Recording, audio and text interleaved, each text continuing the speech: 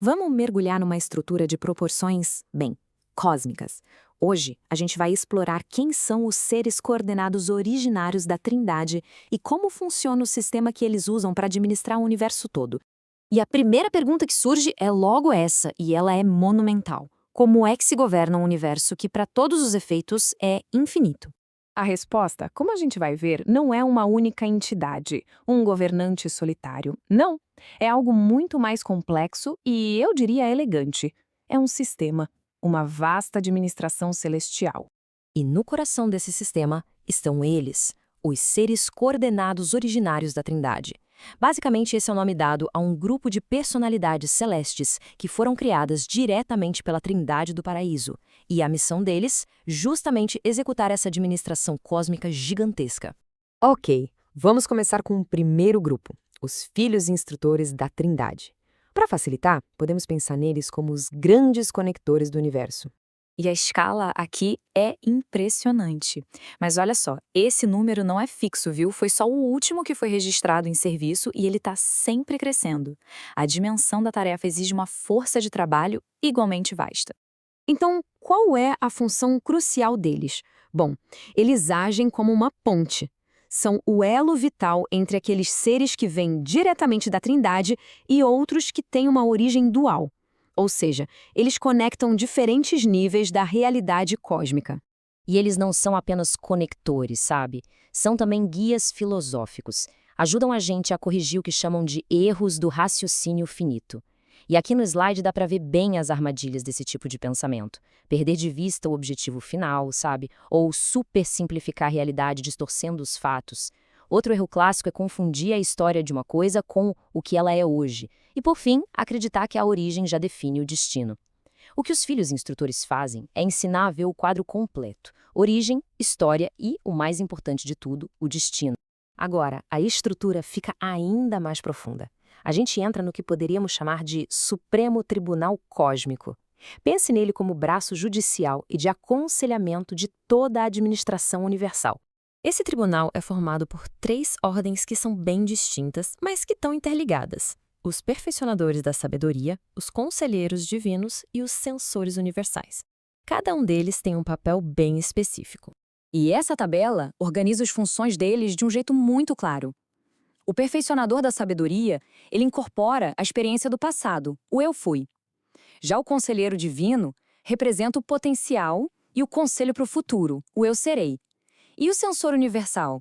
Ele personifica o julgamento certeiro do presente, o eu sou. Juntos, eles cobrem todas as perspectivas do tempo. Mas o ponto crucial é que eles não agem sozinhos. Quando eles se juntam, normalmente em um grupo de 9, eles formam um tribunal móvel. E os vereditos deles são considerados finais, definitivos. Por quê? Porque representam a união perfeita da sabedoria, do conselho e do julgamento da própria Trindade. Agora, vamos entrar num território um pouco mais misterioso. Se os grupos que a gente viu antes formam a administração e judiciário, este próximo grupo age como, bem, como os agentes secretos da Trindade.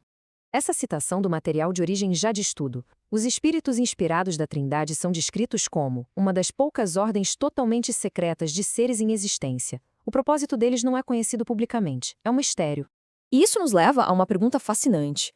Qual é a verdadeira missão deles? Será que são só observadores passivos, silenciosos, ou será que têm um papel ativo, porém invisível, no nosso desenvolvimento? Apesar da missão deles ser secreta, a teoria que mais se sustenta é que eles funcionam como instrutores, mas num nível supraconsciente.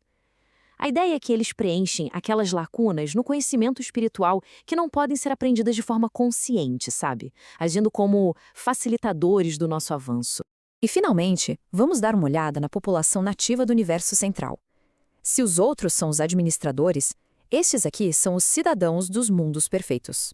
Aqui a gente vê uma relação de simbiose cósmica simplesmente fascinante entre os nativos de Avona e os mortais que estão em ascensão. Veja bem, os nativos já possuem a perfeição divina, mas o que eles buscam é a riqueza da experiência. Já os mortais, por outro lado, têm essa experiência de sobra, mas buscam a perfeição espiritual. Um complementa o outro numa troca cósmica lindíssima. Juntamente com os cidadãos do paraíso, os nativos de Avona formam a população base desses mundos centrais. Estamos falando de bilhões de seres perfeitos que, curiosamente, também estão em um estado de evolução, ou seja, eles não são estáticos. Então, chegando ao final dessa nossa análise, o que a gente pode concluir sobre essa ordem cósmica tão complexa? Resumindo o que a gente aprendeu. Primeiro, vimos um universo que é governado por um sistema funcional e não por um indivíduo. Vimos como a perfeição e a experiência se encontram para se enriquecer. E talvez o mais importante, descobrimos que o mistério não é uma falha no sistema, mas sim uma parte integrante do plano. E tudo isso nos deixa com uma última pergunta para reflexão. Se a estrutura central do universo é tão perfeitamente ordenada, tão bem administrada, o que exatamente ainda resta para evoluir? Talvez a grande sacada seja essa.